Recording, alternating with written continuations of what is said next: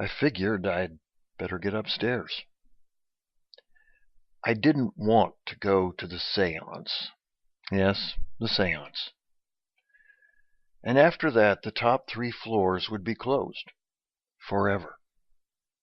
I'd worked in the building 3 years and never been up there. This was my last chance. With no working elevators, I hoofed it up the stairs and emerged in the dark 4th floor hallway of the doomed building. My eyes adjusted and I slowly made my way to the rooms in the northwest corner. I opened the door and entered the fabled room. There were no drapes covering the windows, and the bright light nearly blinded me. The room was stark and dirty. To my left was a broken wheelchair. A sink jutted out from the wall. Its basin was stained and dusty. Beneath it was a wastebasket, full.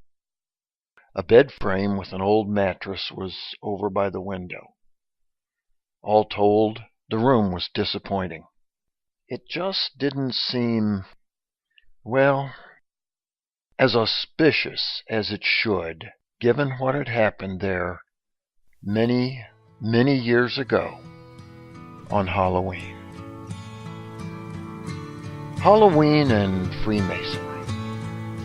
There are probably many tie-ins, what with all the costumes worn in degree work, skulls, and other symbols.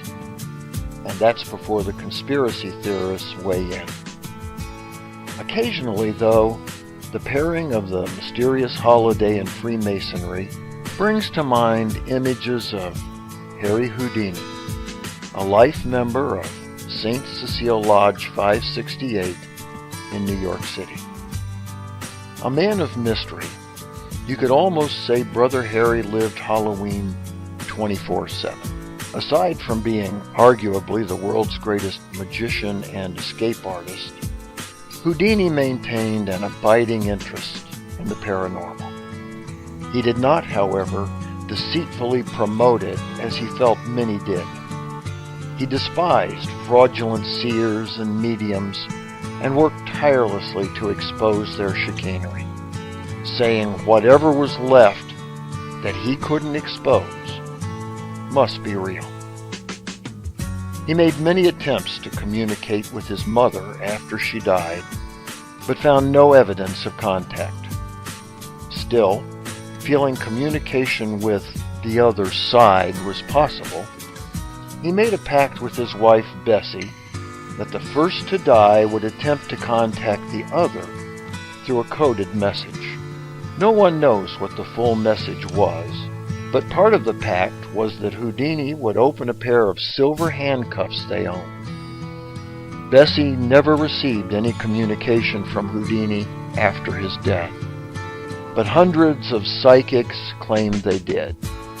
During his life, the great Houdini did everything he could to separate the fake aspects of spiritualism from what he thought might be real. He testified before Congress against spiritualists and fortune tellers, and so adamant was he that they were charlatans. The hearing broke out in a shouting match, and some of the spectators tried to attack Houdini.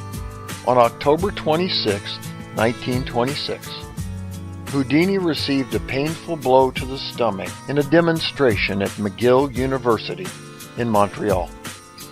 Contrary to popular opinion, most medical experts believe the blow was unrelated to the appendicitis attack that followed.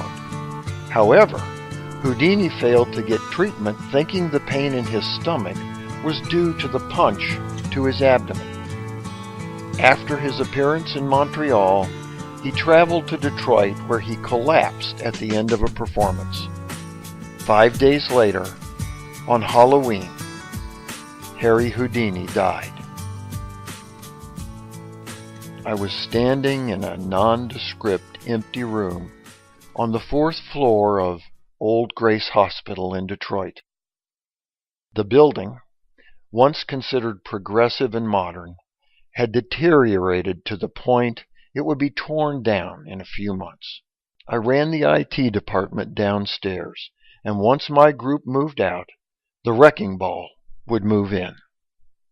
I soaked it all in. Somehow, it just didn't seem that special. But shortly, several people in the news media, this year including Time magazine, would gather there as they had done for years on Halloween. This wasn't just any room. This was the very place where, on October 31st, 1926, Brother Harry Houdini died. I took a final look and turned to leave. As I walked away, people filed past me to enter the room for Houdini's last seance. Houdini, as had been the case on every Halloween in Grace Hospital since he died, did not show up. For the Whence Came You podcast, this is Steve Harrison with the Masonic Minute.